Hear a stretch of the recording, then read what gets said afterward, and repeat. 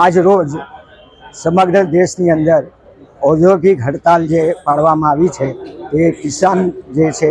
એ લોકોની જે લડત ચાલી રહી છે છેલ્લા 3 વર્ષથી, તો તેને ટેકો આપવા માટે આજે કિસાન અને ટ્રેડ યુનિયન કાઉન્સિલ સમગ્ર દેશના એ આજે પ્રોગ્રામ આપ્યો છે કે સમગ્ર દેશની અંદર જે મોટા મોટા શહેરો છે ત્યાં આગળ કલેક્ટરને આવેદનપત્ર આપવું અને આપણી ટ્રેડ યુનિયનની જે માંગણી છે, પર્ટિક્યુલરલી મિનિમમ વેજ છે, ત્યાર પછી જે તે પબ્લિક સેક્ટરનું ખાનગીકરણ ન કરવું, ત્યાર પછી કોન્ટ્રાક્ટ સિસ્ટમ પર કર્મચારીને ન લેવા, જે પોલીસ છે કે બેંક છે કે જે જગ્યાએ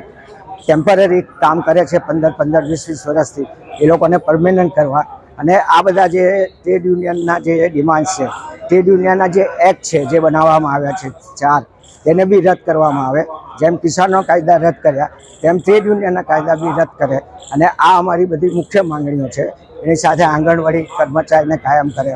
એની સાથે છે તે કન્સ્ટ્રક્શન લાઇનમાં જે વર્કરો કામ કરે છે એ લોકોને બી કાયમી રાખે બિલ્ડર, અને એ લોકોને મિનિમમ વેજ આપે. આ બધી મુખ્ય માંગણીઓ છે.